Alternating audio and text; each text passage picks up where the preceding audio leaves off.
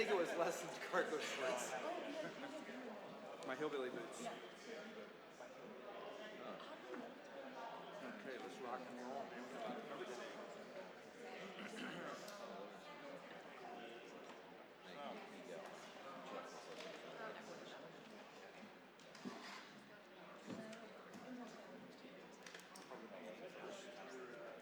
All right, we got it. Usually keep an Yep, extra we're good. one.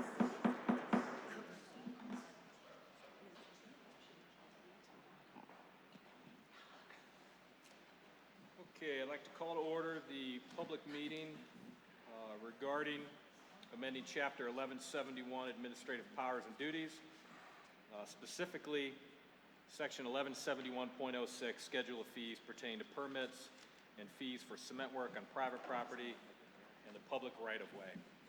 At this time, if you want to speak, let's do in favor first. Is anyone wishing to speak in favor? Please step forward, state your name and address for the record. Yes, sir. Oh, I'm sorry. Hello, my name is Ray Pucci. I live at 1023 Pierce Avenue in North Canton. I've been a resident of the city since 1967, and I'd like to say that I'm for this change. First of all, I'd like to say the fees are way too high for concrete work, per se, the permits. They're higher than any township, city, local to us. And one thing that I did want to make clear that when we go to Jackson or Canton, Alliance, we're not required to pull a permit on private property, only in the right-of-way. Let me see. And the other thing I wanted to say that just having a permit doesn't require or isn't guaranteeing a quality contractor. So that was another thing that I wanted to say. Also, I noticed there was a comment somebody had asked me about, can a contractor come in and concrete a whole backyard or, Right. but I think the zoning takes care of that where you're not allowed to get so close to the right-of-way. But in all my years of doing concrete work, I've never seen anybody concrete their whole backyard unless they put a pool in or something like that. Right. But I think it would be a problem, and we have gone out and actually repaired work or removed work if they've done something wrong. But yes, I think it's not a very good idea, and I think the fees are high, which makes it very inconvenient to the homeowners to be able to do work on their property, and I'd like them to do that. Okay. Any questions? Can you repeat the areas that do not require a permit? Jackson doesn't, it's just right away. Okay. Canton City is just right away, not on private property. Alliance is just right away, not on private property. Okay. Plain Township is just right away, not on private. So none of these areas require a permit when you're working on concrete work on private property. Okay. Ray, I have a question for you. Go ahead. When you say right-of-way, for example, if you're extending your driveway and you need to curb cut wider, would that be considered? That's right away. That's And right away. They have a, I guess you want to call it an imaginary property line in the front of everybody's property. And from that line forward, which is your property line, you need to get a permit, and they come out and inspect each time you set this stuff up. So at that point, you would need a permit? I would need a permit. Okay. I would form, they would come out and inspect, and then I pour. Okay. Ray, do you see a lot of contractors working off hours and on weekends? I live in the city. I drive through it probably 15 times a day, every day of the week. And every weekend, I see people doing work on their homes. And I know they're not getting inspected because I know what the inspections rules are in the city of North Canton. And there's no way these things are getting done because they're doing it on Friday afternoon. Saturday, it's getting poured. The plants are open in the morning. They pour them in the morning. By Sunday, they clean them up. And by Monday, they're gone. And I've seen it numerous times. Not only in concrete work, but in all types of work. So if we were worried about someone's backyard being completely filled in, that could happen now anyways. People aren't getting permits and not, right? And It could happen. It's very rare. Like I say, I've been doing it a long time. I've never seen anybody be unrealistic that I can say in my knowledge or my visual of doing work. But, the only ones I've seen is where they put a pool in the backyard and then they concrete everything. Right. But I've never seen anybody do it. Well, and like you said, zoning's going to take care of that. Well, that's just it. You're a lot of fee or a lot of expense to do it, And then even after the fact, most people won't buy the home, and that's the one that I did see who had quite a bit. We went in and removed all because they couldn't sell the house. Right. It looks bad. So let me ask you this too. When you talked about our fees, and if someone was going to put something on their personal property, but then they had to get a permit for just that right-of-way spot, so should that be even a lesser fee than we're even charging because Well, it's... right now, North Kansas, I think is $75 for the right-of-way permit. Okay, is that reasonable? 25 is the highest I pay anywhere. Well, Now, that was is my it- wonder. Is it Okay. unreasonable? Well, no, but it's higher than everybody else. Okay. That's the only thing I can tell you. It's, I guess when it grew, it seemed to grow all of a sudden, and I don't know how that all went or how that all happened, but it's 75 for right-of-way, 50 for on property. So they're paying $125 for a permit to Right. do a driveway in North Canton. And Ray. generally, you probably pass that on to our consumer, Normally, our I just city pass it people. right on to the homeowners. Question. So, do you get approved to work in North Canton? Are you approved to work in North Canton? Do you pay it once a year to be approved? Yeah, I get a license once a year and a bond once a year. You go in and fill the paperwork out, and pretty much all the cities that we work for are like that. Townships, not required. What's the cost of that, Ray? I think it's $100 for the license, and that could change because I haven't checked lately, but $100 for the license, $100 for the bond. Thank you. Mr. Pucci, am I correct that the reason to obtain a permit for work in the right-of-way is so that a city official will view the work site and confirm that the planned work is not going to disturb a public utility? Well, I think what they're looking for, and I'm assuming, again, what they're looking for, is that the driveway's not encroaching on somebody's property or within 2 feet of the property line. Also, how it's formed, I hope, I don't know this for a fact, how it's graded, I would think, and then if you have steps, how they're formed, if they're formed correctly, things like that is what they look for. Okay, so this benefits both the property owner and indeed their neighbors, so there Yes. isn't that encroachment. But let me say this, that I've run into a lot lately. We've been selling or been involved with home sales recently. Now there's the big thing with the realtor is the home inspector. Now, these guys they do their job, and they'll go through before you can sell a house, and they will go through every stitch of concrete, electrical, everything, and they check everything. If the steps are out of whack, not all consistent, whatever, they're making a note of it, and usually the seller of the home has to fix that before they can sell. If they would. I mean, I don't know if they will, but they usually catch that as well. So there's a lot of back steps, I feel, that catches us down the road. I just want to get the fees down so people will do the work. Or Thank you. at least fix Yeah. their concrete work. Because there is a lot of bad concrete in North Canton. As a point of clarification, the licensing is $100 and the bonding is $50 on an annual basis, so it's $150. 150? Okay. Any other questions? Yes. Oh, yes. In the townships, how many of the residential neighborhoods have curb and gutter, sidewalks, and aprons? The only place I normally see that is in new allotments.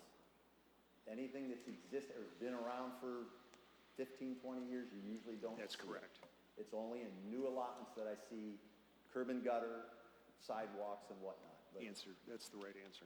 yes, I don't Yeah. see it normally in older Yeah. developments in So the it township. goes, Ray, it goes to the point that it is important that the driveway align in the public right-of-way with those public features. That they be, as you called it grading, but the reality is it needs to be properly aligned. Set to the right elevation. Absolutely, absolutely. And I have no problem. I think that's a good idea. because And it I think makes it that's one of the, easier down and the that's road. one of the, frankly, that's one of the functions to have somebody take a look at it. Okay. Ray, one other question here, because you grew up here, you've lived here all your life, you work here. Do you think, in your opinion, that these fees are preventing people from doing cleanup work and making our city better? Well, when you pay $125 for a permit, and it's what a yard of concrete costs, just to fix a step, I've got to charge them that fee, plus the concrete cost, plus the short load fee, So to fix a step in a residential home, one step is gonna cost you about $500 now because of the short load fees, the permit fee, and everything else. People aren't doing it. Could I They're just, not gonna do it. could I just form it up myself as a hairy homeowner? Nope, you can't do it without. Why a not? permit. And Just then you kidding. can't do it because you're not licensed. I grew up in an Italian family. Okay. Okay, any other questions for Ray? All right, thanks, Ray. Thank you. I appreciate it, sir. Anyone else? Do you have a comment, Marty? You're looking at me like you have something to say. Any comment or? Oh, I was just waiting my turn. I have some information and of course here to answer any questions. All right, thank you. Yes, sir. Hello, my name's John Pavlis. I've been a contractor for about 43 years. Could be 44, I'm getting so old I forgot, but anyway. First of all, I want to thank Mr. Diorio and Councilman Soretta and Councilman Font, and I think Mr. Foltz was there when the Home Builders Association asked to, talk about basically fees in general for building permits. And they met with us, and Mayor, and they all met with us, and we started out with basically, hey, let's start with concrete, because that's where we get the most complaints. That's where concrete people call me up and complain about, hey, I had to go get a permit just to put a driveway in. And I think what Mr. Pucci forgot to tell you is how it raises the cost is if you're putting a driveway in and you have to run down and get a permit, and now maybe they're busy and you can't get the permit for next day, now you go back and get the permit, now you form it. Now, the inspector might not be able to get there exactly at 9. He might say it's around between 9:30 and 10:30, depending on his schedule. And then you're trying to order concrete. Now, the concrete guy says, listen, we can't get it to you till 1 o'clock. They spent almost a whole day there. They can't really come in. A lot of these guys come in, dig it out, form it, pour it, and they're done. Okay? It's not a one-day procedure anymore. It's not. It's when you have to get a permit and that. Now, I understand the right-of-way. There's a lot of things with the right-of-way. It's basically a different thickness, and everything's different. And it's basically the city's property once you put it in there. So you can't destroy the city's property, even though you paid to put it in, because it's in their right-of-way. So the right-of-way I have no problem with. But there's no other city around here that charges us to put a concrete drive-in, a sidewalk. I know before we when we were under the old building official, we came in, I was doing a job and I sent the concrete. It was a patio, sidewalk, and driveway. He tried to charge us for 3 permits, one for each one. Concrete guy called me, Vince calls me and says, hey, I said, he's not right. It's not right. You just tell him. Basically, the homeowner went and complained, talked to somebody, and basically all the fees were waived, okay? But it just raises the cost to do business in North Canton. And it's basically a tax on the homeowner. Anytime I pay a permit, it's a tax. I'm not even paying it, the homeowner is. But it's an unnecessary tax. The homeowner is protected by the fact that if they hire a licensed contractor, and I think that's where we have to educate the people in North Canton. Hey, no matter what you do, be sure they're licensed in the city to do the work. Because then we've put a bond up. And if they have a bad job, they can come back to the city on that bond, okay? So it's educating the public, just to be sure you have a licensed contractor. We require it to protect you. It's not because we want the contractor's money. We're trying to protect you. Just be smart enough to check with us who's a licensed contractor. Yes. What I ran into this year a lot, since I'm in the trades also, I hear it a lot. We had a real issue with the weather. I mean, not only doing what you were saying, you described it perfectly, but then once you get the cement truck scheduled at 1, there's a big rainstorm coming. Yeah. So that pushes it to another day. So time is money when you're in a contracting business, just in general. So the quicker you can get it done, the more efficient you get it, the more cost effective, then everybody wins. Yeah. I mean, people, concrete guys would rather go pour in Jackson Township and this and that when they dictate their own schedule as opposed to waiting. Now, I will tell you, on a separate matter, working with the building department in today's environment, I'm doing a project at the high school they're on top of it. You know, they're there all the time, whenever we need them and right on time. So, but that's can't be every day for them because their schedules either could be very filled and they can't get to every concrete job first thing in the morning. So, but anything else? Any other questions for John? All right, Thanks, thank you, John. Appreciate it. Thank you. Okay, is there anybody else wishing to speak in favor?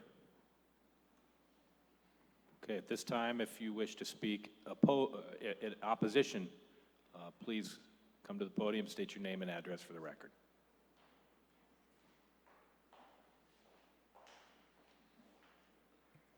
Melanie J. Roll, 308 Portage, North Canton.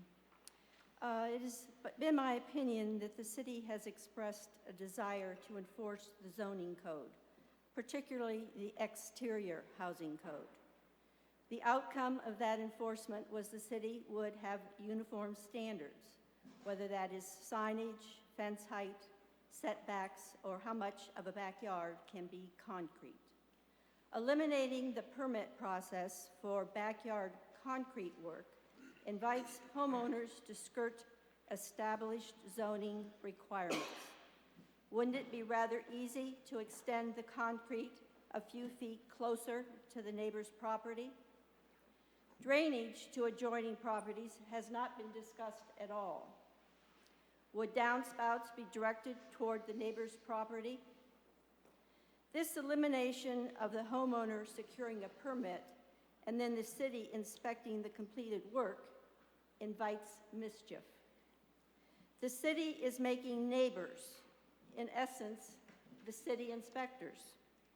And most neighbors are reluctant to make a complaint, fearful of retaliation. At the August 19, 2019 Special Council of the Whole meeting, Mr. Van Gundy states, "This change is really a shift from proactive enforcement to reactive enforcement. North Canton City government should be responsible for zoning enforcement, not city residents." I attended the Planning Commission meeting where this took place. I don't believe any council members were in attendance. As you know, the vote was 2-2, 2-4, and 2 against. The 2 members that voted no asked many questions. I thought they were in command of the issue. They stated that they were opposed. Both of these commission members are trained architects, and both have knowledge and expertise in urban development. I think you need to take into consideration what your planning commission gave you. It was a 2-2 tie. I'm asking you to vote no on this issue. Thank you. Thank you, Melanie. Anyone else wishing to speak in opposition? Mr. Osborne. Chuck Osborne, 307 Fairview Street, Southeast, North Canton, Ohio. I am a big believer in the permitting system. It protects homeowners, and it protects the neighbors and the overall neighborhood. I disagree with the first speaker here. Name's already gone out of my head, I'm sorry. Ray Pucci, right? I think it does guarantee quality work. First of all, you do want to hire a quality contractor, and that should give you that assurance. But what's wrong with a totally independent set of eyes looking at the situation? Concrete work is probably the second biggest investment the homeowner makes next to the roof construction installation. It's a big investment. If it's not done correctly, you're talking a great deal of expense and a great deal of reluctance, opposition to remove it if it's not done correctly. At the Planning Commission meeting, I also, as maybe others, brought up the drainage issue. We all know hard surface creates water runoff. all of these permitting requirements work together, mingle together. How is the city going to enforce setbacks, address drainage concerns if it doesn't even know the project is underway? As I mentioned to you, and I've dug through the minutes, in I guess February of 2011, this council body doubled the rates. That's was the start of your problem here. To address Mr. Pucci's concern when he talked about the burden, I replaced the plaster and lath in a bedroom at home a number of years ago, and I fully expected to get an electrical permit, and I welcome that. I'm not an electrician. But they also require me to not only get an electrical permit, I had to get a construction permit. I wasn't changing the structure of the house or anything. Mr. Pucci, I paid $181.50 in permit fees. What do you think my drywall costs for just a bedroom? Hey, Chuck, can we keep it to concrete, please? This is all related, Mr. Peters. So, I'm very sympathetic to the fees. They are not paid by the contractors.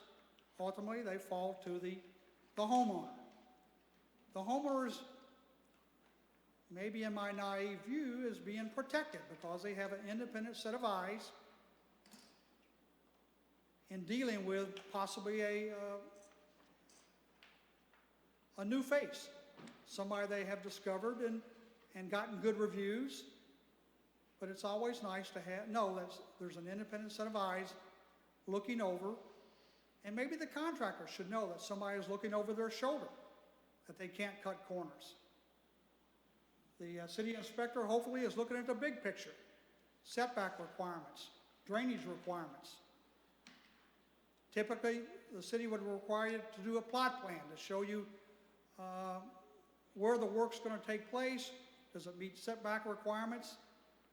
Hopefully the city would speak up and say, hey, you might want to do your downspout drains before you pave over this given area, because you might want to run your drainage lines where this concrete is ultimately going to go. The permitting process provides a good genealogy on the work that's been done on the house. Somebody buying a piece of property would maybe could go to the city and ask, when was this roof put on the house? They could check their permits and tell you. When was a new water line put in? Possibly water lines, sewer lines would transverse underneath where the concrete is going to be going. It provides a good record of the work has been done on the property. Could tell you how long the driveway has been in there. I thought the city always prided itself that it had its own values. All right, Mr. Osborne. And we implemented laws. Mr. Osborne, you've reached the 5-minute limit. Thank you for your comments. I don't see a appreciate it. clock running here. We don't and have you it haven't up. timed anybody else. Laura's got the timer. You've reached the 5-minute limit. Thank you, sir. I appreciate your comments. Is there anyone else wishing I to? urge you to vote no on this. There's no reason to change it. We understand that. Mr. Van Gundy, if I wanted to have some residential concrete work done at my home, in your opinion with this legislation? Mr. Osborne? I didn't interrupt you. Mr. Osborne, I'm going to have to ask you to move, to leave. You cannot interrupt a public meeting like this. You know better. I've warned you in the past. I'm going to ask you to leave. We'll see you next week. Officer, please. For both, all three meetings? Thank you. Mr. Osborne, I'll see you next week. Officer. This is totally unfair. I know you feel that way. All right. Please proceed. Mr. Van Gundy, if I wish to have some residential concrete work done in my home, it wasn't driveway, wasn't in, I guess, in the right of way, would this legislation prevent me from obtaining a permit? Would the city refuse? It would not. Even if there was an exemption for a building permit, if you requested a permit, we would certainly issue the permit and provide the inspections as requested. Thank you. I have a question. So the many times I was involved in concrete pouring, if you have a legitimate contractor that knows what he's doing, he has the technology to shoot the scope and the slopes of the water runoff and would, tailor it appropriately so the water would run according to the swale or to the flow. So, I mean, they have lasers and everything now. But anyhow, I'm sure you guys would know more about that in the building department. Okay. If I might add, Yeah, to Patrick. ask Mr. Van Gundy to share with the council and the audience some of the other callbacks that you had made to some of the other areas, kind of give us an overview of what some of the other communities are doing. Absolutely. In the initial review, we limited our calls to surrounding jurisdictions or those that may be similar to our jurisdiction here. That was a handful of jurisdictions. Since then, I've come across a list of all the zoning agencies in Stark County and opted to call each one of those zoning agencies and found out of 22, 5 require zoning permits for similar flat work, which we're considering tonight. And of those 5, it was all for new flat work or concrete. If you were doing a replacement, none of them indicated that they would require a permit. It was simply if they were doing new concrete or an extension of existing. The other is, of those 5, they have fees for those. One was $50, another was $30 plus 6 cents per square foot, another was $75. The other one had 2 fees. I will say one jurisdiction, between the 2 rounds of phone calls, I did get 2 different answers. The first time was, no, we don't require a permit. The second time was, yes, for new concrete, we require a permit, and there would be a $50 zoning fee and a $25 review fee for the site plan for a total of $75. And the other was $25 plus 10 cents a square foot, and the last one was in their historical district only, and it went through a whole separate review process as a result of the historical district. Out of the 20, well, there's 22 in Stark County. The 23rd one that I called was Hudson, as there seems to be a lot of comparison between North Canton and Hudson, so I decided to call Hudson and see what they required. They were the one that only required it in the historical district. So out of the 23 that I called in total, 5, as I mentioned, required a zoning permit. 11 was no, absolutely no, and 7 of them I didn't get an answer from. Daryl.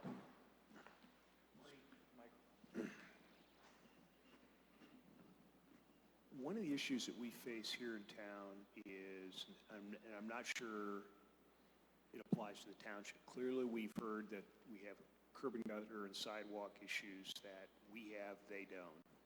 But what about lot size? You know, about half of our town is an R50. It's relatively small. It goes to some, I think, some of the concern about brushing up against the properties, drainage, et cetera, simply because you don't have a lot of space. Did the communities that you looked at, are they similar in terms of lot size? Or the 5 that require permits, are those communities comprised of largely smaller lots? Do you have any sense? I don't, quite honestly. Some of these I've never even been to. Well, a handful of them actually I've been to. So of the 5 that required it, Nimishillen was one of them. I've never been to Nimishillen, so I'm not familiar with. Rural. Okay. Louisville, I've been through Louisville. I'd stay still a little rule, but there is some density there. Canton City was the other one, and the first time I called, that was a jurisdiction that said no, and I have an email on that, and then today when I called, I did get a yes on that, so I'm not entirely certain where that one is for the requirement. And then Canton Township also requires a zoning permit, and as I mentioned, Hudson was the fifth one. Okay. Any other questions for our Chief Building Officer? Okay, are there any other folks that want to speak in opposition? Okay. Seeing none, are we good here at the dais? All right. Good, Mark? Yeah, I'm good. I've said this before, and I just wanted to, this is how it should work. We need to sit down, listen to people. I think we did a fabulous job listening to, and the people came, the ones that we needed. I want to mention that Daryl was part of that too, because I know John mentioned who was at the meeting and so on, but this is what we should be doing. We should be listening and then trying something else. And this is what I very want to make this point really well known. Let's make a change and try this. If it doesn't work and if it's not going in our favor, we'll move it back to where it is in the favor of our community. There's no, stick with the same thing that's going on just because it's there. Let's make it better for everybody. And if it's not better, we'll change it again. Mm-hmm. That's the way we should be looking at this, I think. That makes great sense. Thank you. Yeah, I agree. Thank you, Mark. Okay, with that, I will conclude this public hearing. And then at this point, I'd like to call to order the Committee of the Whole meeting, Monday, October 7th. It is 7:18 p.m. Laura, will you call the roll for me? I sent Tim out. Sure. Peters. Here. Revolt. Here. Fonte. Here. Foltz. Here. Waring. Here. Kiesling. Here. Soretta. Here. 7 present. All right, thank you very much. In the interest of fair play, I've sent Tim out to bring Chuck back in. I know we have 2 other meetings here, and I know his feelings on the special council meeting, the topic of the special council meeting, even though him and I do not see eye to eye on this one. I think in the interest of fairness, I should allow him to come in and make his comments on the record, because we do have public speaks. So if he's still out there, he'll be coming back in.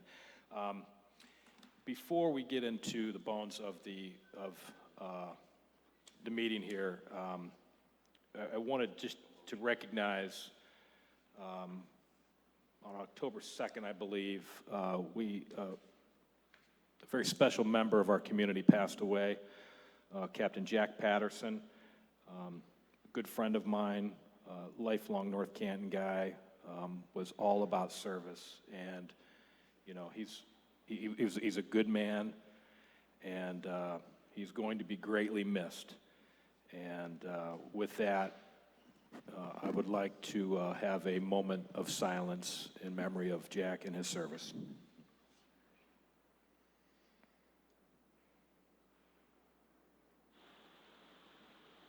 All right, thank you very much.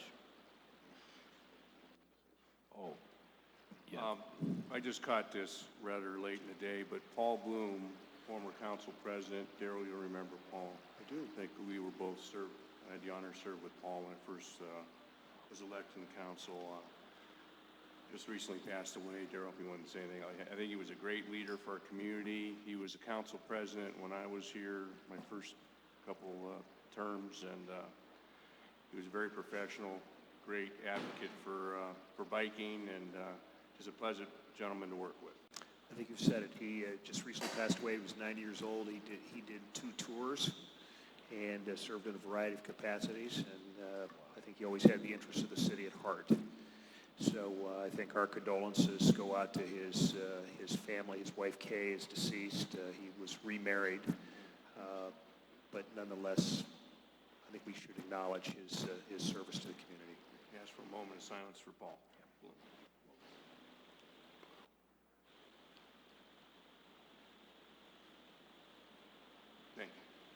All right. Thank you, Doug. Okay, moving into the agenda. First up, Community and Economic Development. Chairwoman Keesling. Yes, this is, first of all, we need to set a public hearing for this. Do you have a good date or something you want to suggest? Go ahead. Realize that this will, 30, you'll need 30 days. Right. To be safe, probably November 18th. Is that okay with everybody? Yes. Okay. So we'll set the public hearing for November 18th at 6:45. I'm sure we won't need 15 minutes, but, okay. So that's set. Planning Commission did go ahead and approve the zone change that Walsh University had asked for regarding a parcel on the southwest corner of East Maple and State Route 43. They have agreed to change it from general business GBB to Parks and Institution, which is what the rest of their university is currently zoned. So we'll go ahead and, if everybody's okay, we can give it its first reading next week or the next council meeting and have the public hearing before we give it its last reading. So, point of reference, if you recall, it's the old BP station, Right. where they've widened it with a right-hand turn lane, and they've had the flower pots there, and they've been waiting to change the zoning. And if you've seen the rendition of what they propose, it's quite remarkable. It's a really large clock tower, so a nice entryway to the city. Awesome. Madam Chair, Yes, please, Pat. would the chair entertain a motion to amend the agenda to include discussion of a planning commission item that was just passed last Wednesday? Definitely would. Yeah. Is there a motion? I motion? Second? All in favor? Aye. Opposed? Motion carries. Thank you, Madam Chair. You may not be aware, but there was a request for a zoning change to a parcel at 330 Schneider Southeast in North Canton. And this is, for your point of reference, referred to as the former building for Covey Odell Advertising Agency. I'm told the history of this building going way back, this used to be some doctor's offices there. This has always been an office building. On that street, there are other buildings that are office buildings. We have an eye doctor. We have 2 dentists. We had a former dentist, Dr. Bernard's, down a little bit further. We've got the automotive repair place. So it's an area that has a number of commercial or office exposure. The individual that purchased this property did so about 18 months ago, and was inquiring to the city about renovating this building and getting some new office occupants in it. And one of the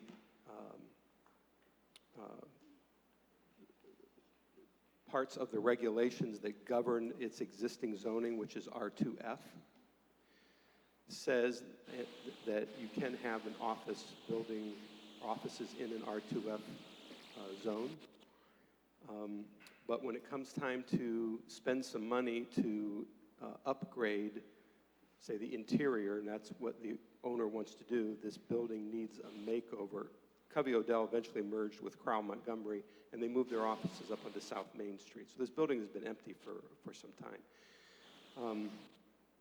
But to do so, there's a restriction in the code that says the amount of funds that you can use to upgrade the commercial part of it is limited to 50% of the value of the project. And that would, and has over the years, rendered that building unupgradable. So by changing the zoning to office building, which is how it's been used since it was built, in the 60s, puts the owner in a position where now, the hundreds of thousands of dollars that are needed to make this project can go, and then we can look to get some new commercial office tenants in there. They're ready to move forward with this, but the only thing holding them back is the zoning. So we went, had requested that he apply to the Planning Commission directly rather than, we've had some start here first. So that was heard at the Planning Commission pursuant to the rules. All the property owners within 200 feet of that location were notified. One of those property owners attended. They had a couple questions to the applicant. They were met with that satisfaction. That homeowner approved of the moving forward. It was a unanimous vote of the Planning Commission, and I was hoping that this fly would go away. Yeah, really. It's been everything. I was hoping that if this was sufficient, and I don't, actually have all the paperwork yet from the Planning Commission since it's so recent, but if you might consider, or if council might consider a November 18th date for a second public hearing, and we will get the rest of this information emailed over to you directly. That would be, I completely agree if everybody's okay. We'll set it at 6:50 that night. November 18th, public hearing. Yep, public hearing same night, Okay. 6:50 PM, November 18th. And we don't have the legislation to give it its first reading tonight, but we could put it on in 2 weeks. If you would, please. Do you need a motion for that public hearing? um, So moved. Yeah, hold on. I'd like a motion to schedule 2 public hearings, one at 6:50, one at 6:45, November 18th. I move that we schedule 2 public hearings on November 18th, the first at 6:45, the second at 6:50. The first will deal with the parcel at the corner of East Maple Street and State. The second will deal with the change from residential to office building at 330 Schneider. Yes, sir. Second. All in favor? Aye. Opposed? Motion carries. Abstain. 1 abstain. Motion carries 6-0. Thank you, Pat. Thank you. Are we good, Marcia? Yep. Okay, next up, Finance and Property, Chairwoman Warren. So we have a number of fees that seem to happen just on a yearly basis.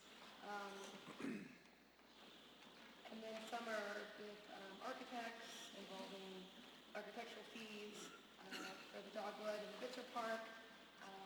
And then we have a couple bonds. Laura, do you want to say anything else? Do you want me to go, I guess we have to go individually with all of these, but if there's anything else you want to say to them. Some are just so routine that we do them every single year. Right, well, I'd like to go over item A if we Okay. could, because that one's pretty significant. Sorry. I'd like to go over item A because that one is pretty significant. Okay. That's our self-insurance program for health insurance for our employees. If you look in your packet, there is a summary for you. Has a little chart in the middle of the page.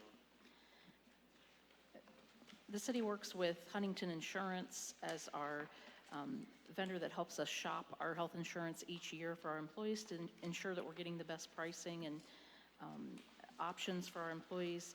Once again, they went out into the marketplace. They requested quotes from 26 different healthcare insurance and stop-loss vendors because we are self-insured, so we pay for 2 things through this program. We pay for the stop-loss premium, which is the insurance for anybody who is over a certain dollar amount in claims per year, and then we pay administration fees to administer the program. Beyond that, the claims, the medical claims, when folks go to the doctor or the hospital, the city pays dollar for dollar. This year, as in past years, the only network that chose to provide quotations was the AllCare network, but we did have 3 different versions of that because we had 3 stop-loss carriers for that reinsurance coverage. We had AllCare, HCC, and Partners. Although when you look at the chart, the HCC offer was a few dollars lower than the AllCare stop-loss. If you look at the bottom, there's a line that says lasers. What that means is if we have an employee or a dependent that has been very ill, unfortunately, that has higher than normal claims, the company may choose to what's called laser them, and instead of having the $50,000 worth of coverage like they typically would, they ask us to provide a higher dollar amount. So under the AllCare choice, that's that second column, we have 1 dependent that's $175,000 laser. Under the HCC offer, there were 3 dependents, and it's up to $660,000. So obviously, the alt-care stop loss looks to be the best option. When council considers this next week, assuming that you do, you're just authorizing the mayor through the Board of Control to enter into an agreement for the next year. Any questions? How much did the premium go up as an example? Well, we don't actually pay premiums. We just pay the administration fee. The stop loss premium and the fee together went up about 2%. Last year, we saw about an 8% increase. And that's, again, because we're self-insured, it's very much tied to how many of our employees and dependents have had serious illnesses throughout the year. And we did have a few that have left employment that were quite ill last year. And you put those in bullets below, so thank you for all that information. You're welcome. Anything else?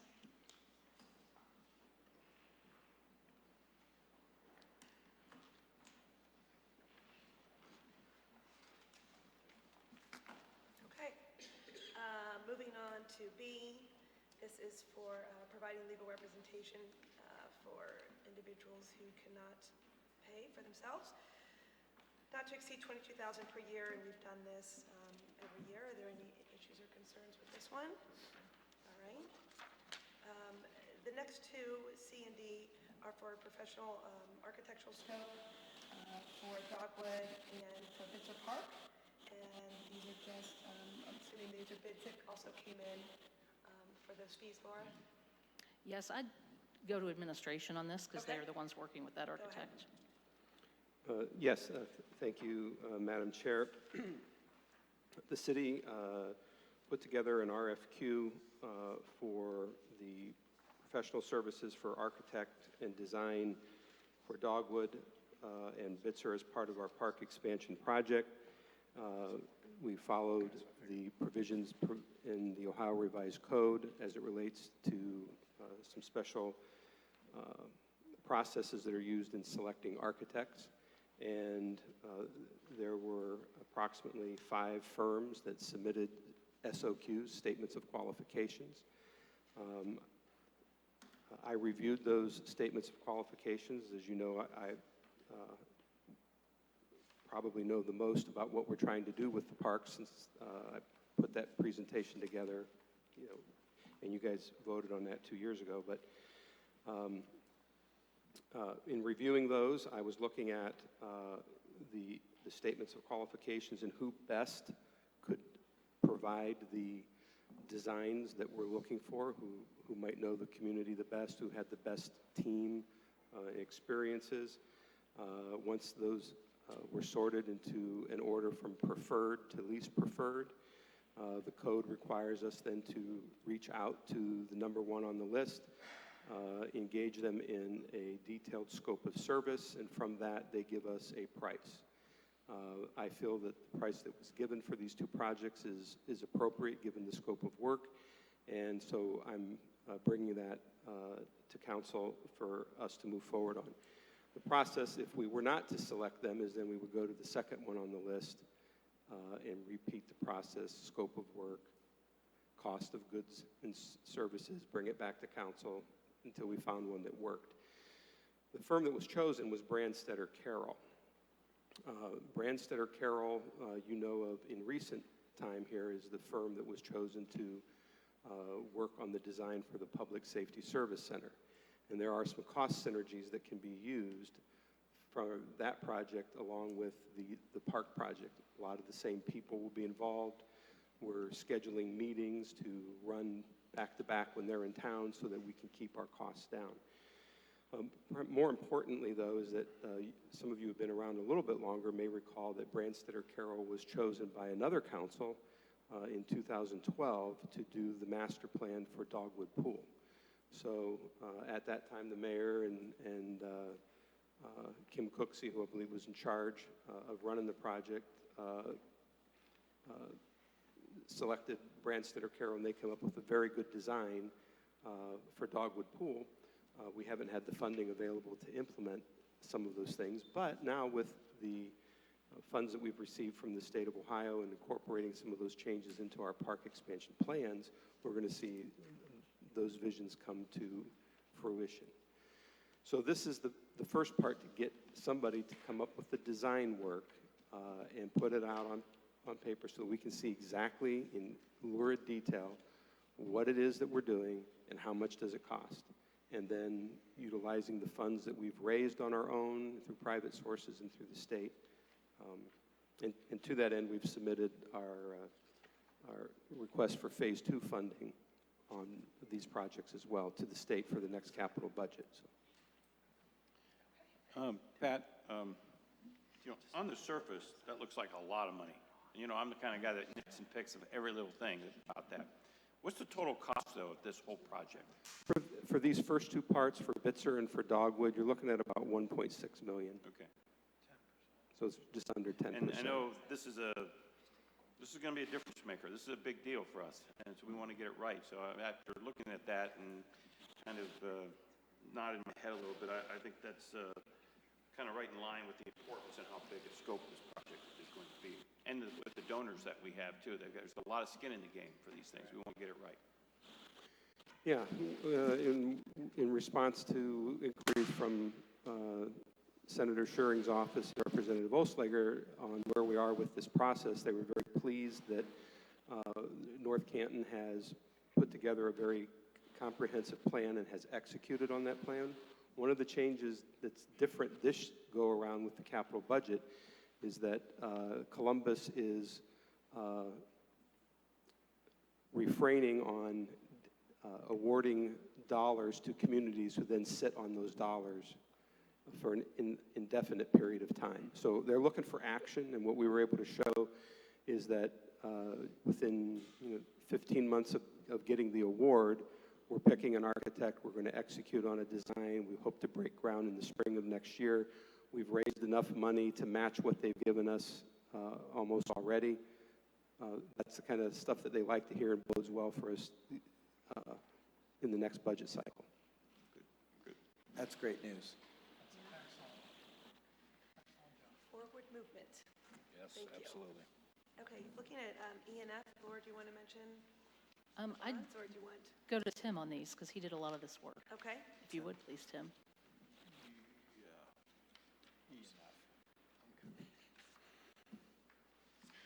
So these are bonds. Beg your pardon, these are clipped and under assault here. These are the bonds for the construction for the street storm water, and then the bonds for the sidewalk. Sanctuary Phase 4. Yes, these, you're correct. These are the required performance bond in letter E, and this is the requirement for what the contractor does for this phase of the sanctuary to guarantee that it's going to put in the public utilities, the curbs and gutters. They pledge a performance bond, and this ordinance authorizes the mayor to accept that performance bond, and here it's just over $600,000 between the city and the developer, McKinley Apple Grove Development, and it's in the Sanctuary Phase 4 project. And then the second one is limited to ensuring that the sidewalks are installed, and as well as guaranteeing the performance.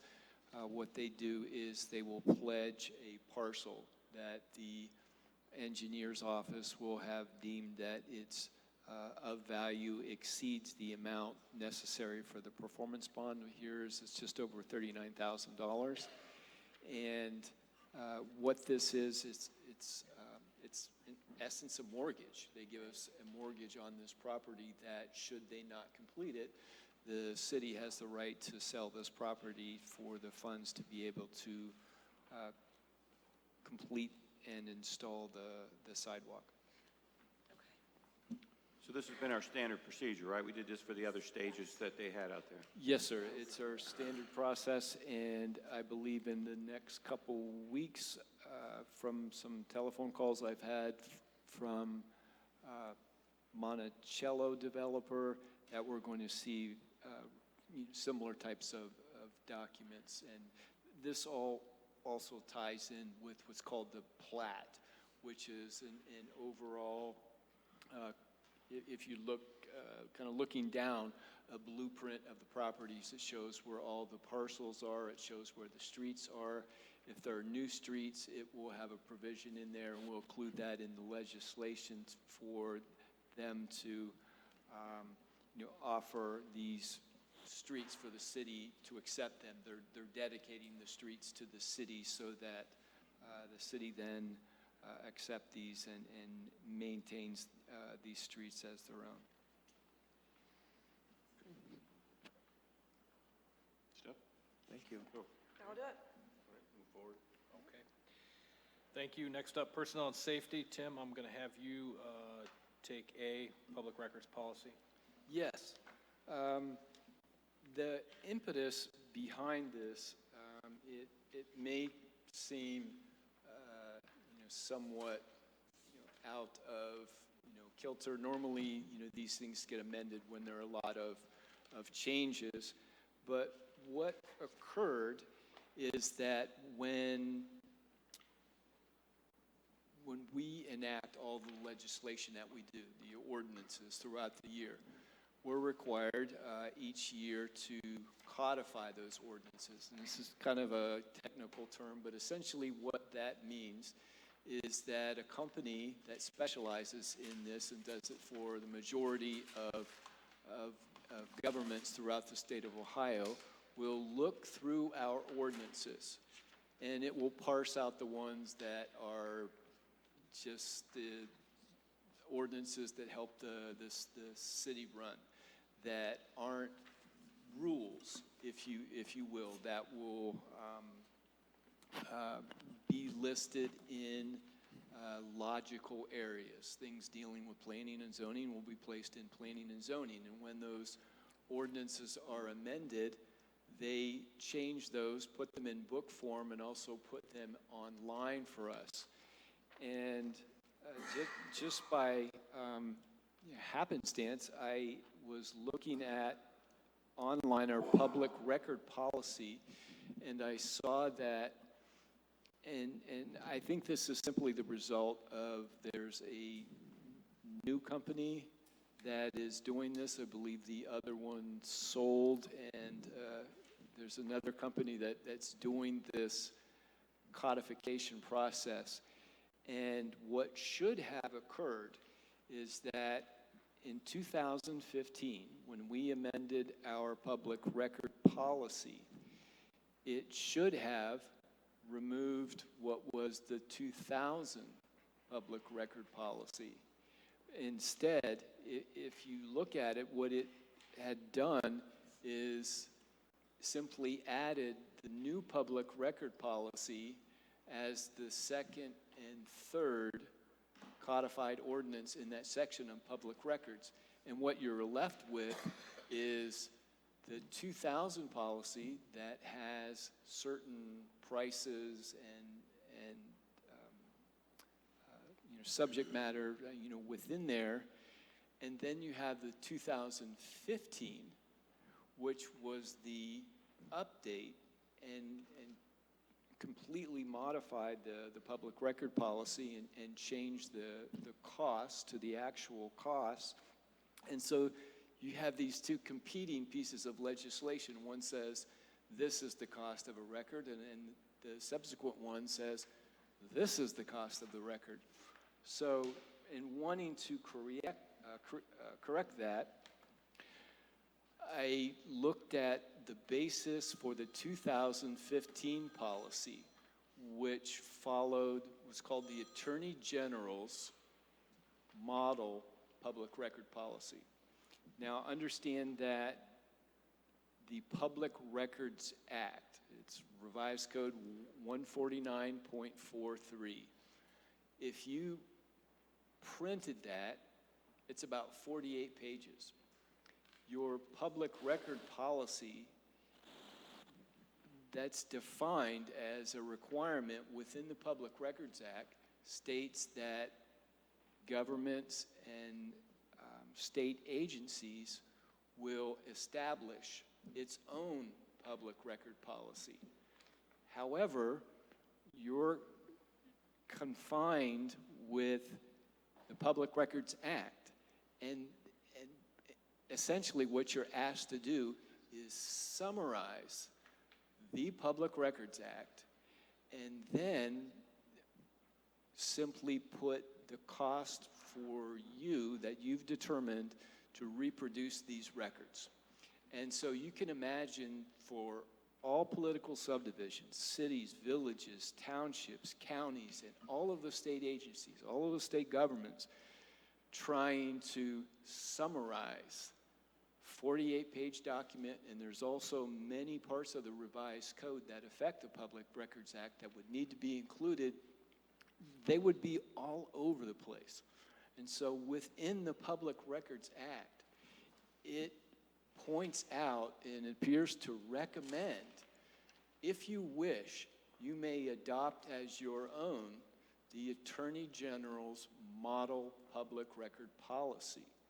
And so that's what we did in 2015. And the only items that we changed from that is where it says Attorney General, we put in the city of North Canton, and then we calculate what it actually costs us to reproduce these records. And then what comes into play is the cost, per page to have a copier, the cost for the ink, the cost for the paper, the cost for the toner cartridges, and the cost for the cartridges that you're required to use to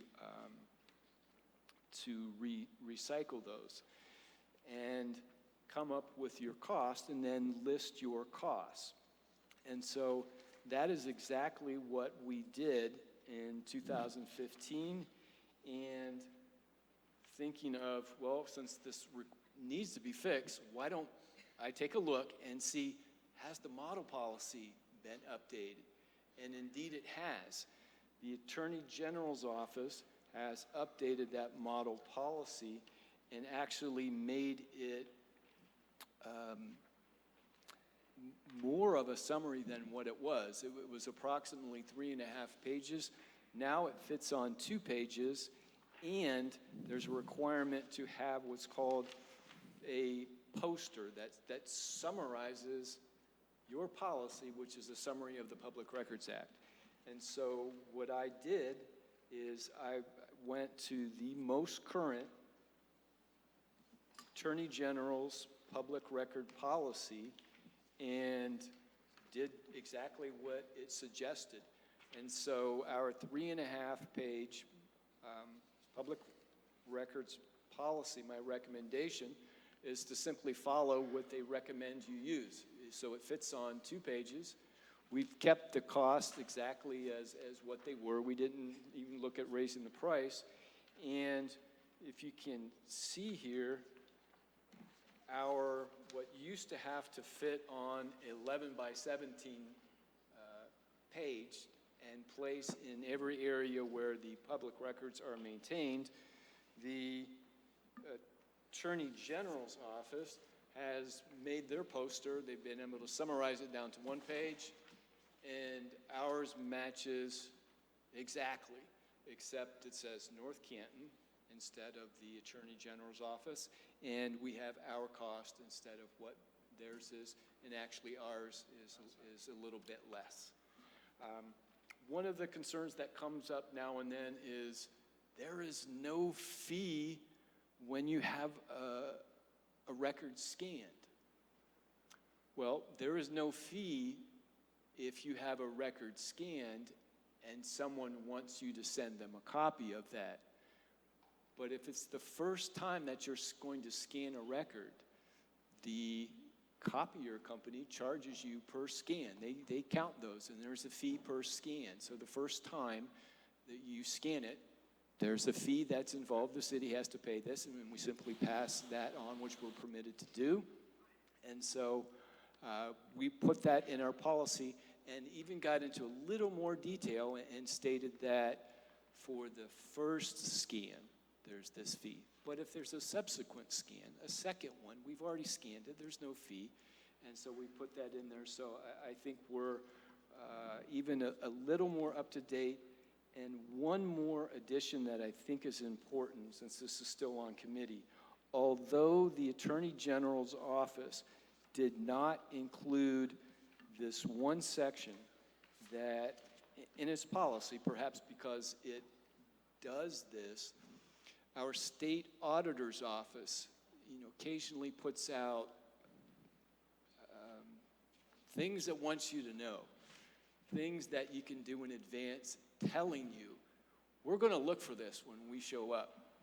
And one of the things that they had stated that they're going to look for actually isn't included in the Attorney General's policy. So I recommend that we amend what's proposed here and permit me for the first reading to add one section that simply states that this policy will be included in the employee handbook, and we will provide it for the record custodian for each city department that maintains public records, and that person shall acknowledge receipt in writing of this policy. It's actually required in the Public Records Act, but as I said, it's not included in the Attorney General's guide. But since the auditor's office has tipped us off, I think it would be prudent for us to go ahead and include that.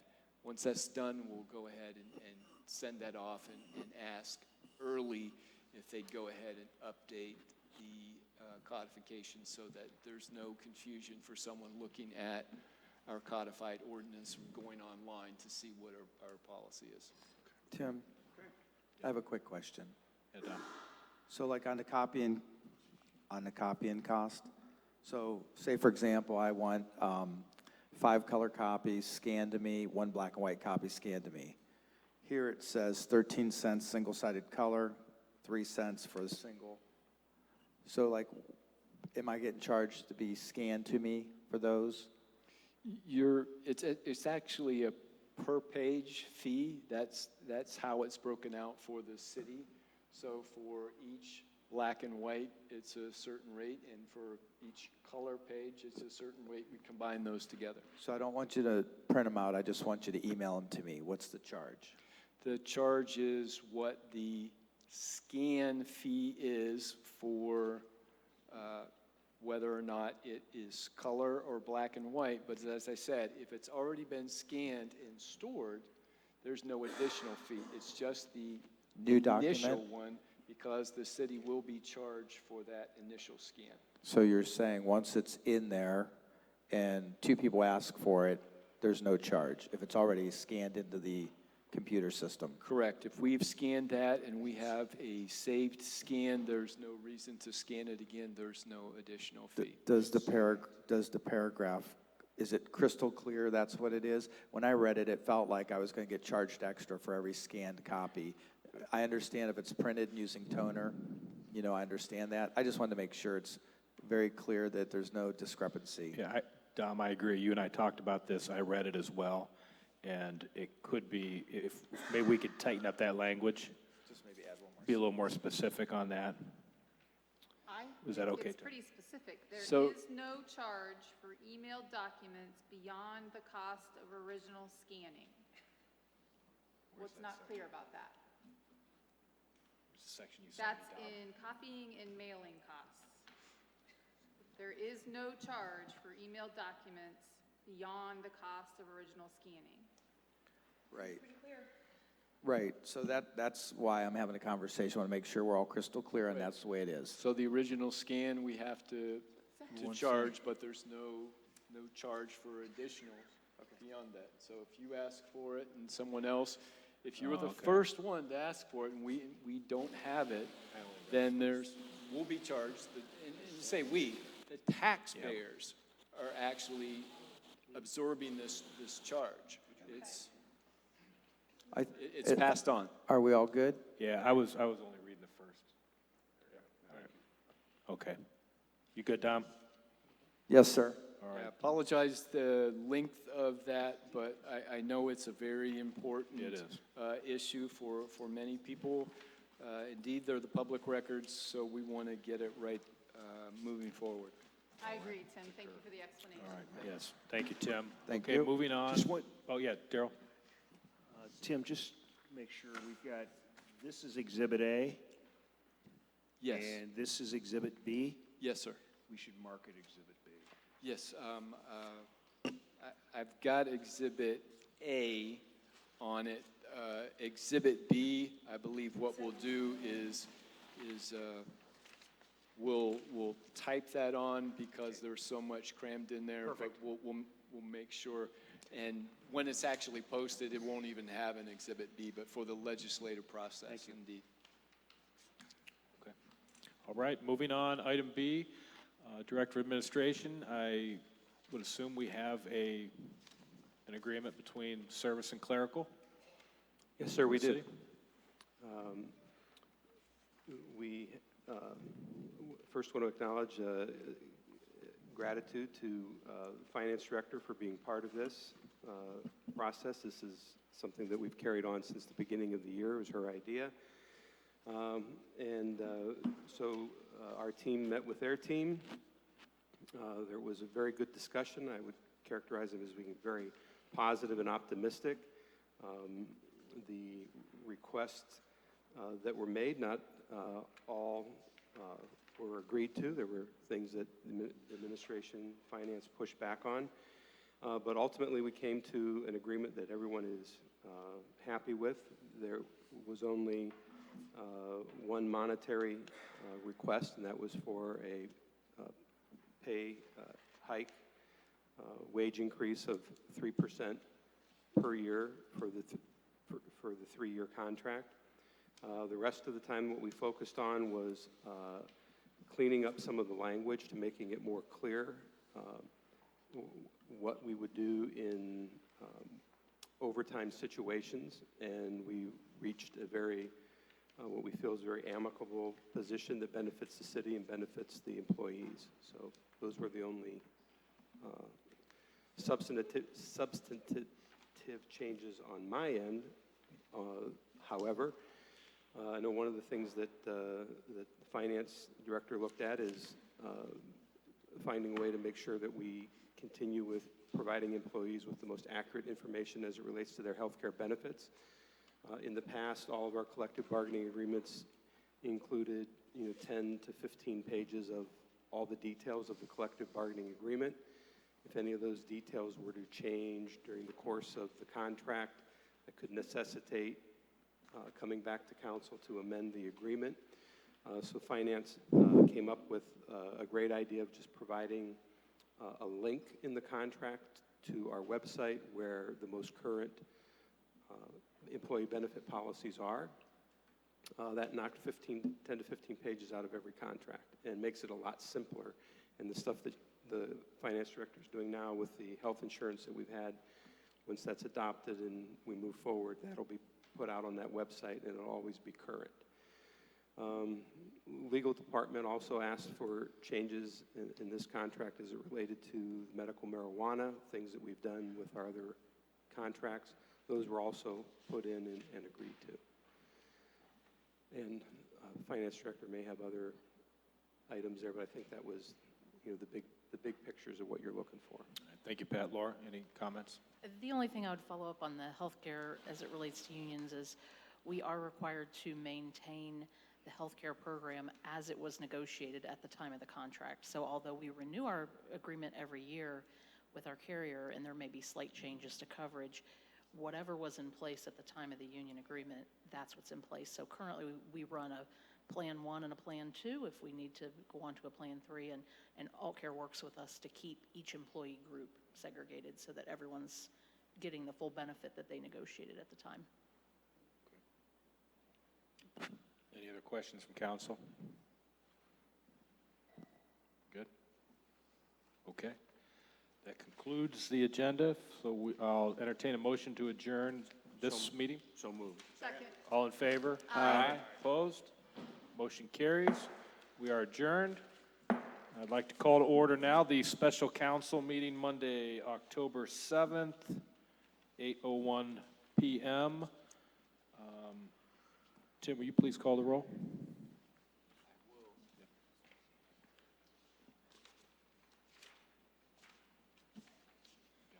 Yes. Member Soretta. Here. Member Kiesling. Here. Member Warren. Here. Member Foltz. Here. Member Peters. Here. Member Rolfe. Here. Here. Fonte. Fonte.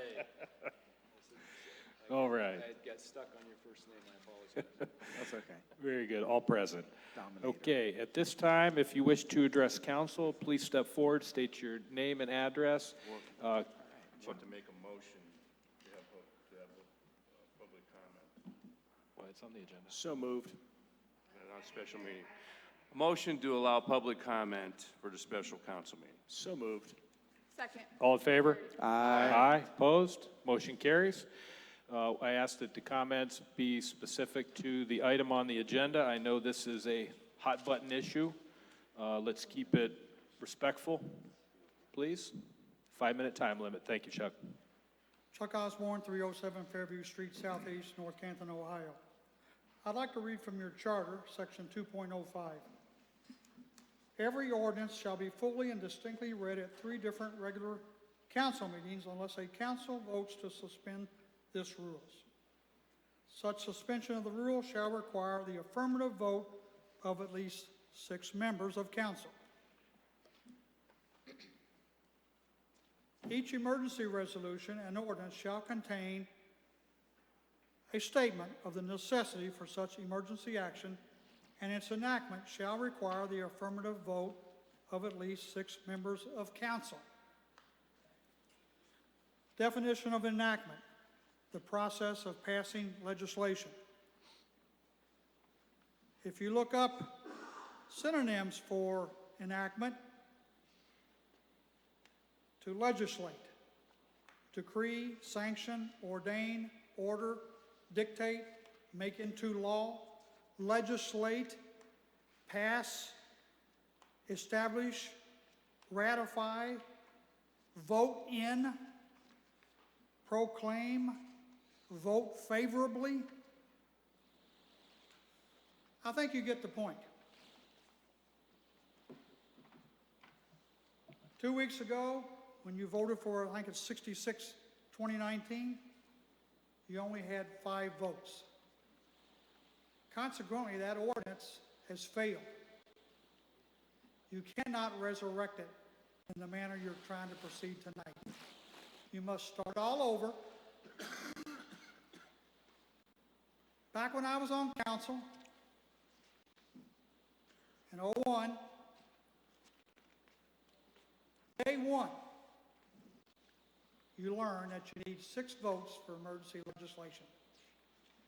For years, former Council President Snyder and later Mr. Revolt, the first thing they did, they would scan the room. Do we have 6 heads at a minimum to pass this emergency legislation?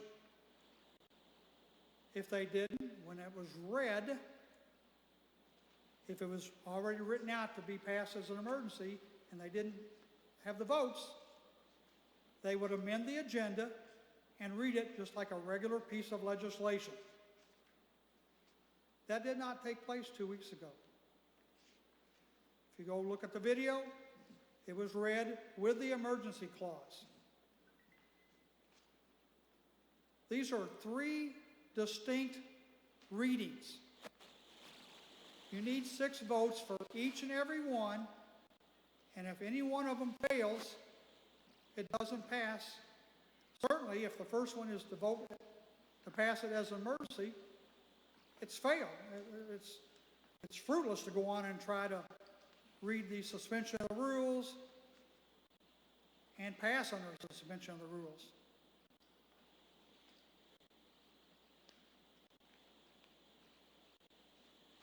All you have to do is pick up the phone and call Mrs. Kalpak, a 17-year council employee, I think 7 is council clerk. Before that, Mrs. Biddle. I don't know what's getting twisted around here. Passing on emergency simply makes it effective the minute the mayor signs it. Suspension of the rules does away with the need for an additional 2 readings. You could have gone ahead and passed it after amending it as a regular piece of legislation and been on schedule tonight for a second reading. You didn't do that. It's due process, it's procedure. It's there for a very important reason. Now, often this council has done that and had a second reading. And if they knew they had the votes that second meeting, they would go ahead and include an emergency clause and pass it on emergency for the second reading. But you'd have to suspend the rules because you still are lacking one more reading. But oftentimes you guys will read it for the full 3 readings for the public who are you're here to serve. But when it comes up for that third and final reading, there's no reason to suspend the rules because you've already read it you're getting ready to read it for the third time. But you know you have to have at least 6 votes even for that last reading. Thank you, Chuck. Your time is expired. If you don't have them, it fails. Thank you, sir. I appreciate your opinion and comments. Is there anyone else? Well, we're going to take Mr. this Osborne? higher up if this is how you're going to proceed. Mr. Osborne? Thank you. Thank you. I appreciate your opinion and comments. Mr. Tripp? Larry Tripp, 1127 East Maple, North Canton.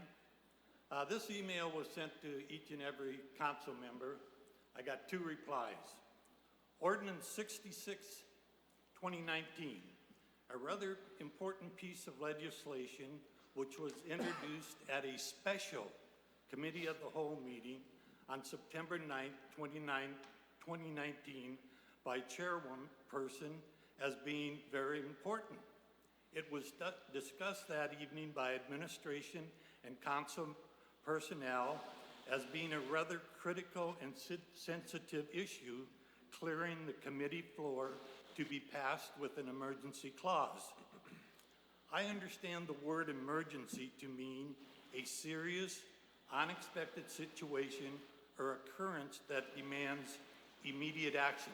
Is that right? Step back to council meeting of December 10, 2018, when council president addresses the issue of changing, canceling, or adding meetings.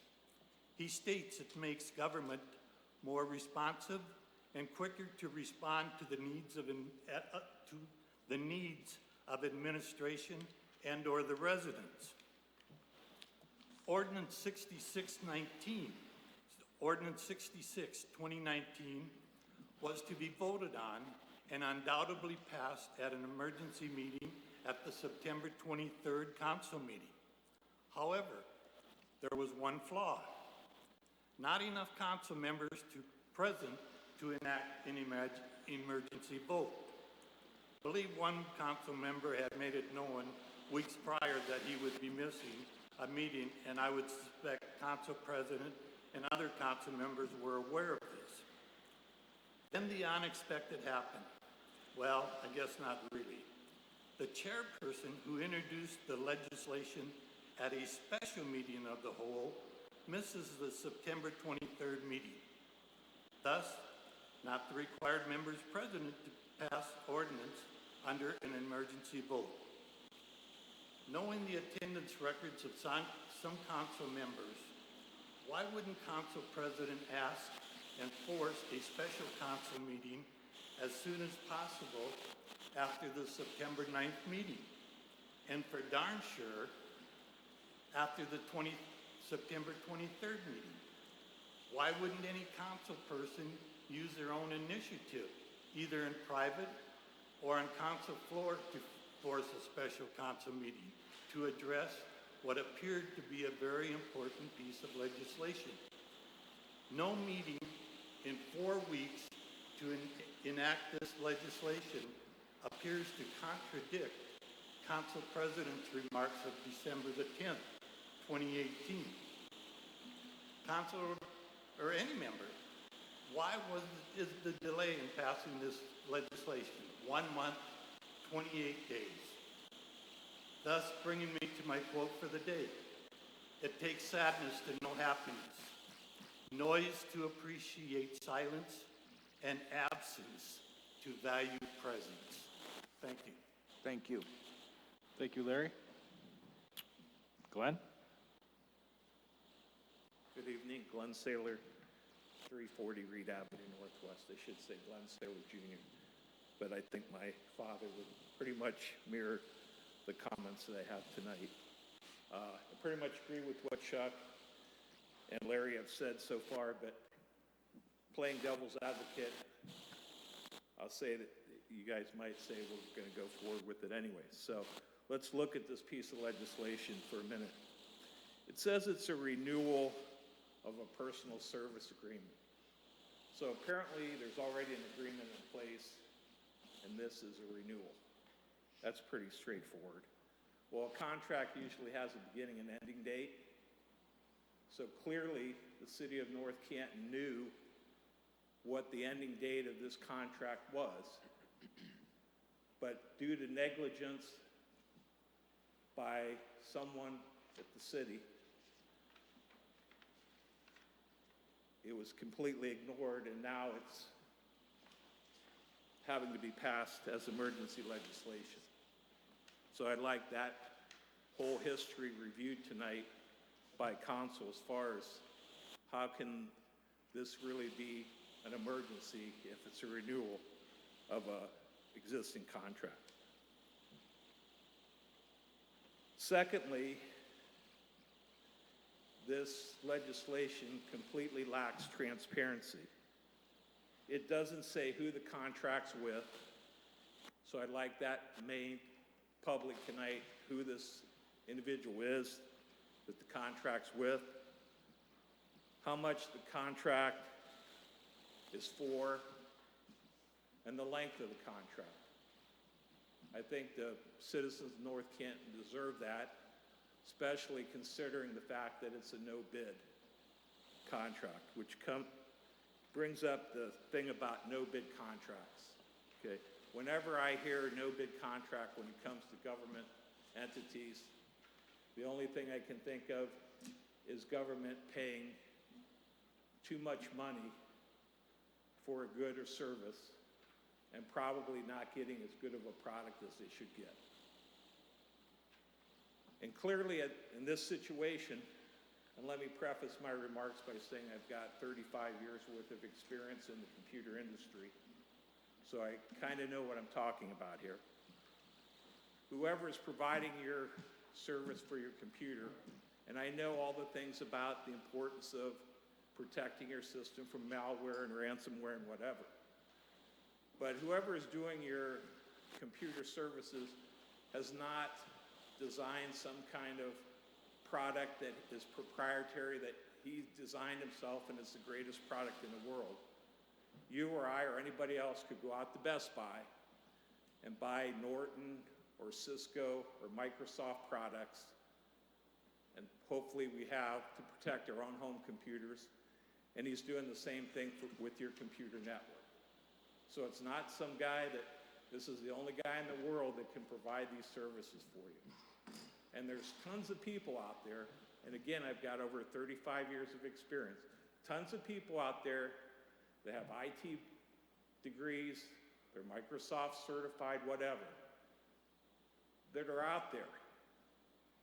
So I think the city of North Canton, at this point, if we're under a bind where, hey, this guy's contract ends at the end of this month, the logical thing is to extend the existing contract with this individual for whatever the time frame necessary so that the city can go out for bids on this and we can get the best service for the best price. So again, tonight, I ask this council to give us a background of why this is an emergency, what happened with an existing contract,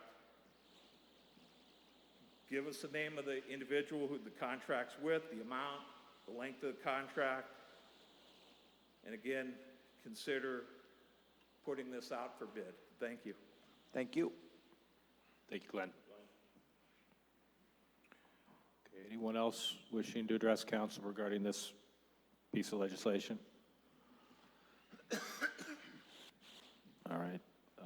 Seeing none, I will, Daryl, did you have any comment regarding this? I do not. No? Okay. Patrick? Yeah, well, I would like to at least weigh in on this, you know, having served on council myself a number of years ago and, you know, looking at the process that was followed then, process that's followed now, I take exception to some of the characterizations that Member Osborne has made regarding how events transpired in the past.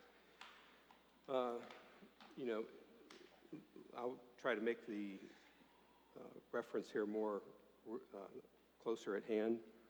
But on March the 5th, 2018, just 18 months ago, the 7 members that are here today were here then, and there was a committee of the whole. The items on that committee of the whole were then kicked out to a meeting held on March the 12th. There were 5 items on that agenda, items number 13, 2018, 14, 15, 16, and 17 of 2018. All of them were legislative actions that, in the language of the ordinance, in the body of the description, indicated that declaring the same to be an emergency. During the course of that meeting, we should note that the attendance was taken, and there were 4 members of council present at that meeting: Soretta, Kiesling, Peters, and Revolt. First item was in personnel and safety, dealt with compensation, declaring the same to be an emergency. Council President Peters. We're inserting the overtime rate language for part-timers. If there's no further questions, I'll entertain a motion to adopt. Councilman Revolt, so moved. Councilman Kiesling, second. Unanimous voice vote of 4 yes to adopt the first reading of ordinance number 1318. Ordinance number 1318 was given its first reading. Process repeats for ordinance number 14, ordinance number 15, ordinance number 16. No issues. First reading.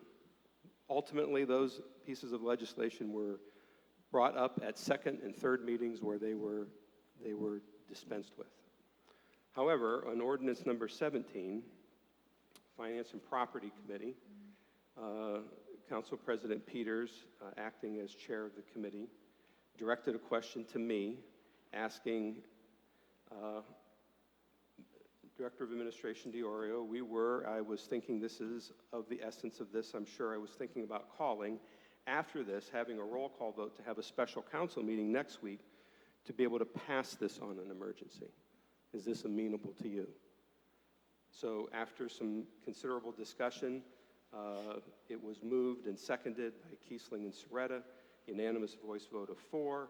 It was given its first reading, and then council convened at a special meeting shortly thereafter to give it a final reading, suspension of the rules, passed under emergency to deal with it. We do this all the time. This goes back, my term on council, same thing.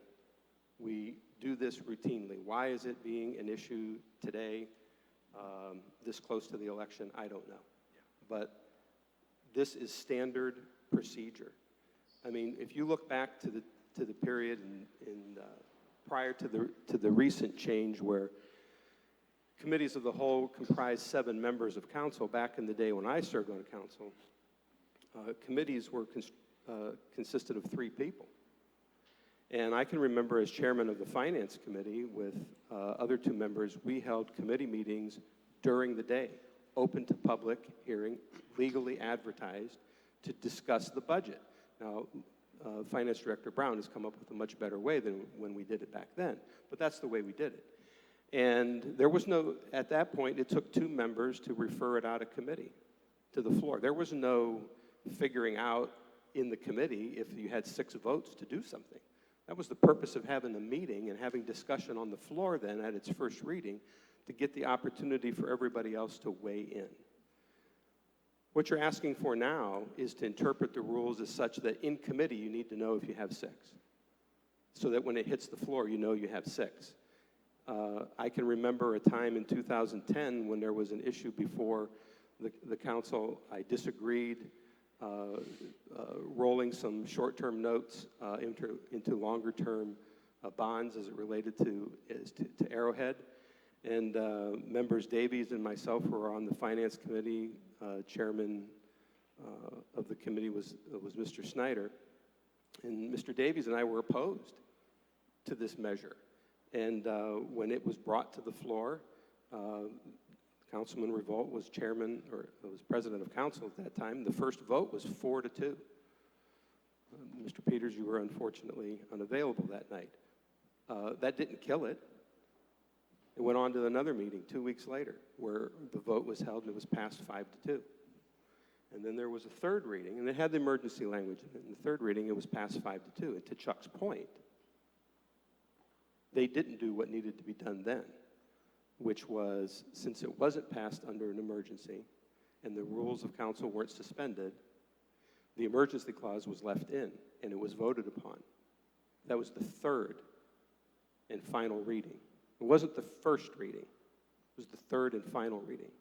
Had they changed that on the third and final reading to strike the emergency clause, and then it would have voted 5-2 on its third reading, it would have become legislation, but it would have been a 30-day wait. So I agree at the end of this process where that starts, that somewhere along the way, the council can move to suspend the rules requiring 3 readings and then can adopt under an emergency. Just because it didn't happen at the first meeting doesn't make this legislation invalid. So it's a practice that we've engaged in for decades, and I don't see a reason to deviate from this. And I'm not a member of council, and I know I'm weighing in on turf that I'm sensitive to. But you know, from the standpoint of an administration, though, I have to execute a plan that I've put together with the mayor, that things that we need to get done, that he's asking to get done, and I have to have some reasonable confidence of when I'm sending something over, when it's going to be handled. So I can't be in a position where, and I'm sure you don't want the administration, you know, playing, you know, second position, trying to figure out if you're following all the rules that you need to follow. That's not what we should be doing, and I don't think you want us to do that. So it's important to us that when we have rules and they're long established, and we stick with them, so that I have an understanding of what it is that I'm sending over, when I can expect to have it handled. Thank you. Yeah, Patrick, I appreciate the comments, and you know, this obviously was a hot button issue, so we also asked our law director to write a summary, and he has weighed in, and he agrees with Patrick that we're on solid ground. So, does Darrell wants to say. Yeah, Darrell. Use your mic. Plan to. Up close. Thank you.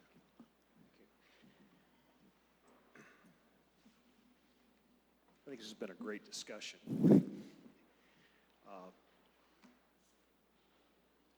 And I think for those who were sitting in the audience, there's been a considerable discussion over the last couple days about what constitutes, what kind of language we follow. And I think the fact of the matter is what we've got here is a disagreement on the definition of enactment. Chuck, you have in the past trundled out your Webster's dictionary and ask us to look at definitions.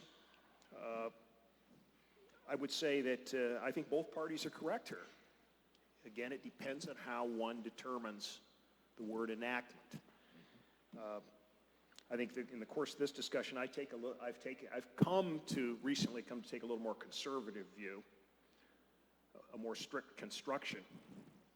And we might have some who take that a little more liberally and based upon precedent, believe that we can go to the third round. I think the important thing is this matter has been duly vetted. The information was available to the public. It was contained in our packets, the name of the contractor, the amount, the term of the contract. I think it's important that we have some perspective in this. This does deal with cybersecurity. It is important to the community for that reason. But at the end of the day, I think reasonable people are probably going to disagree on what we mean by enactment. I've concluded that it means that it's the entire process, that it starts with the first vote. But that doesn't necessarily, again, when we look at precedent, doesn't necessarily make the views that Mr. DiOrio has presented incorrect. So, Chuck, I'm grateful for the opportunity. It's certainly caused us to think about this and about the way we do business. And can we do a better job of rolling these pieces of legislation out on emergencies? And I think that's a fair ask. Thank you, Mr. Peters. Yes. Thank you. Thank you, Darrell. And I'm glad, if I could just follow up on that, I'm glad you mentioned, addressed Glenn's concerns on who the contractor was, what the term was, and the cost. Glenn, if you need that information, I've got it. We'll get that to you at the end of the meeting. Okay. Jeff, one other thing, if I may. Glenn, you made some good points. We should always be reviewing and looking at everything we do, both council and administration. Because we're not perfect. We try to be, but we don't all the time. But I don't necessarily agree that we always do things like we've done in the past. You guys know that. It's a faster world. People are waiting for stuff and bids and all this stuff. To think that, we do too many emergencies, which I know a lot of people do, there are needs out there of our community, and to get them going 30 days faster is a big advantage for us, to be competitive and to move forward. As long as people weigh in on everything. If there's no weigh in on everything, then we go ahead and we move forward in it. And I'm proud that we move faster than the normal routine. Well, Mr. President? Yes, sir. May I respond please. to Mr. Serretta? Yes, sir. The fact of the matter is I was digging around in this last week. The law does precisely what you have identified. It allows emergencies to get to quickly, in a suspension of rules, get to very quickly contract costs. If a business has quoted you, made a significant quote, it's in the taxpayer's interest, and it's good for only 30 days, you have the option under law to move quickly. And again, that's the idea, is that you're trying to find this balance between transparency and responsibility to act in the public interest. Right. Jeff, may I comment? Yeah. It also gives the 7 of us an opportunity to potentially change our minds. So if you put the emergency clause in it, and, 2 or 3 of us think, I'm not so sure, I'll give it its first reading, but, I'm not sure about it, I want to weigh in. How many times do we have Doug say that? And maybe some of their comments or some more information that comes forward could potentially change our vote, and we get to the 6th and can pass it on an emergency. Why not? Why not start with that option, especially on things that are this important to the city? I think we have vetted this for quite a while. The information has been out there, I think we've done very well. But I think putting the emergency clause in a lot of our pieces of legislation is helpful. It gives us an opportunity to be able to have conversations and change our minds if we want to, and it gives Pat an opportunity. He's telling us, hey, I want an emergency clause in there because this is important to me. But the 7 of you ultimately get to decide. And if 1 or 2 of you decide to change your minds, then more power to you, because I want to get going on it. So it gives us more flexibility. It doesn't mean we pass everything on an emergency. Just because the clause is in there, it gives us the flexibility. I'm glad you mentioned that, because what I was going to say in my closing comments was, I feel, in my opinion, the most important piece of legislation we pass is the budget every year. We always have the emergency clause in that budget, and we give it multiple readings. Why? Because we want the input of the electorate. Okay? We go through a very painstaking process in going through this. Laura does as well. Everybody up here does. but there might be something we missed. And to give the public a couple, 3 bites at the apple before we pass it makes good fiscal sense. So, yeah, I have no problem with how we're doing this, and I'm glad you brought up that angle, Marcia. Darrell, did you have something else to add? I was just going to say to Marcia's point, I mean, we can be mindful, and I think all of us who sit here understand that many times when we're here, we're thinking about things on the agenda, maybe the next piece that's coming up, and we're not as mindful as we could be. You know, last Monday night, we could have done a quick amendment. We could have tabled.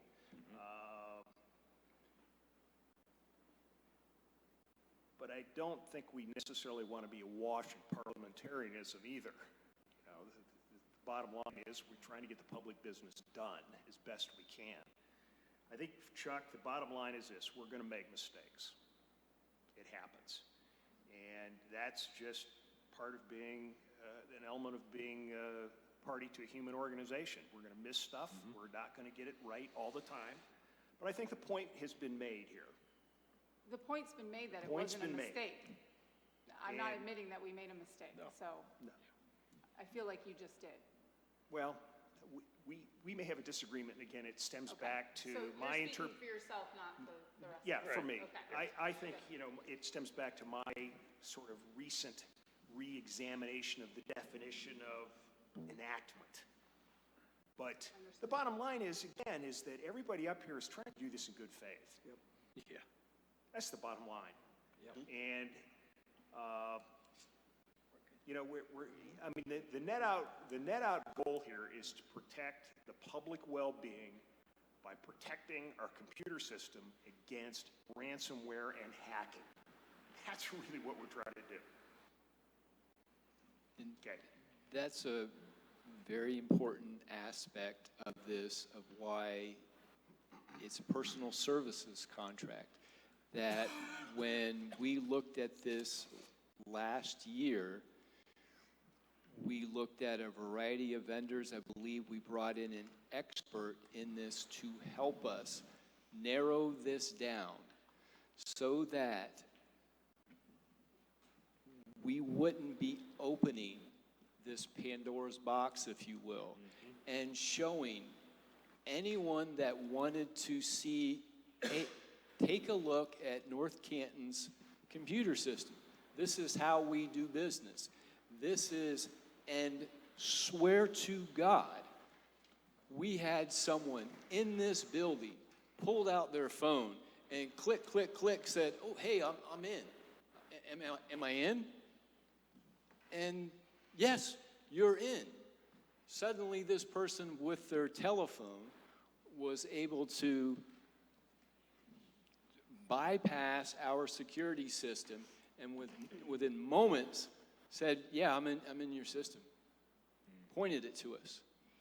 And so that was a bit of an awakening that we needed help, we needed expert help, and that's how we narrowed it down to one. The question about getting the very best cost, well, we did that last time. This contract is the exact same cost as last year. They didn't come in and say, well, now we have you, we've got you caught, we're going to amp this up. And so I don't believe that the cost is a fair criteria here when they've agreed for the exact same cost as the previous year. And the question of why was this missed? Yes, things get missed. We have hundreds of active contracts. Sometimes these come through with reminders from the contractor. Sometimes these, in the majority, come through is that we calendar these out. But sometimes they get missed and we're not able to schedule the legislation in the manner that we would like to see that happen. And yeah, I see you're all excited about why shouldn't we just go out to Office Max and get Norton Utilities. I mean, you just suggested that. And I don't think that's the best idea for us. And that is the very reason why we're asking to move forward with this type of contract, because we don't want to go down that path again and open up our city processes to anyone that very well may want to bid and be able to walk through, see what we do, and may not have the same intentions as the others, may not have the intent of, I want your business. It may have the intent of, I want to hack your system. So I hope you can appreciate that we're not experts in this. We're not in your field. But we do have the concern of protecting the assets of the city in a sophisticated manner with a vetted corporation that specializes in this area and would have a concern of opening this up again to anyone willing to come through and say, I want to see what you do. Okay.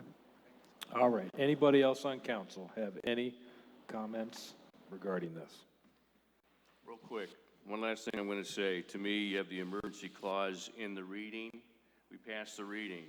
Till we make a motion to suspend the rules requiring 3 readings, we are not voting on this as an emergency measure. And then we come back and say we have a motion to pass under suspension of the rules. That's where you need 6 votes. If you don't get your 6 votes in, then you null and voided your ordinance. And I agree with Pat DiOrio with the history of this. We've done this numerous times. In fact, we just did it the sidewalk, one of the sidewalk ordinances I was here previously about a month ago. So I think it's good discussion points, but I'm very happy with the way we've been handling things in the past. Okay. Thank you. Any other comments? Seeing none, we'll move on to old business. Motion and a second to read by title only. Second reading, ordinance 66-19. So moved. Second. All in favor? Aye. Aye. Opposed? Member Revolt, opposed? Tim? An ordinance authorizing the mayor of the city of North Canton through the Board of Control to renew a personal services agreement for computer server, network, workstation monitoring, maintenance and support, remote and on-site support, malware protection, web browsing protection, patch management, dark web monitoring, and security awareness education for the city's critical, complex municipal infrastructure equipment, and given the critical nature of this agreement, to do so without advertising for bids as provided by Charter Section 4.05, Contracting and Purchasing, and declaring the same to be an emergency. Thank you. Chairwoman Warren, is there anything that we missed? I don't think so. We have vetted this very thoroughly between all of us over the weekend, last week, today. I think we're good. So I move to adopt. Is there a second? Second. All in favor? Aye. Opposed? Member Revolt opposed. May I have a motion and a second to suspend the rules of council for 3 readings, ordinance 66-19. So moved. Second. All in favor? Aye. Opposed? Nay. Member Revolt opposed. Finally, may I have a motion and a second to adopt under suspension of the rules, ordinance 66-19. So moved. Second. All in favor? Aye. Opposed? Member Revolt opposed. Passed 6-0. Okay, at this time, I need a motion and a second to enter into executive session.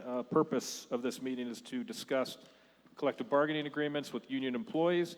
The executive session will not be open to the public. So moved. Second. All in favor? Aye. Opposed? We are in executive session. We'll go over to the engineer's office. Yeah.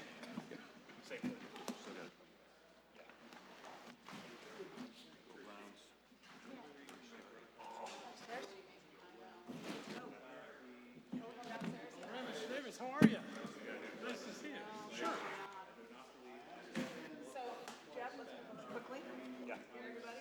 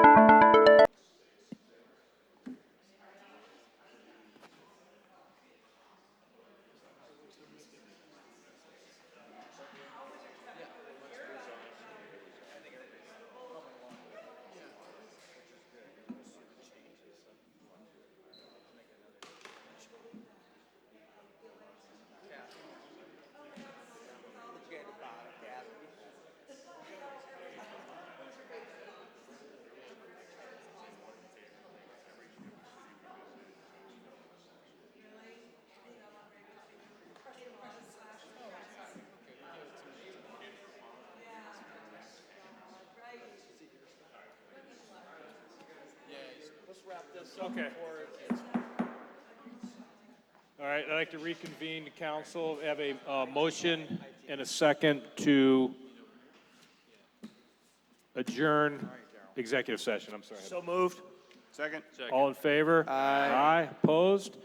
All right, we are adjourned from executive session. We have a motion and a second to adjourn special council meeting.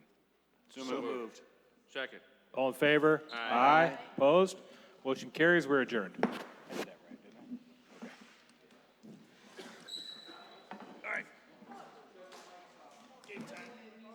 How do you turn them off?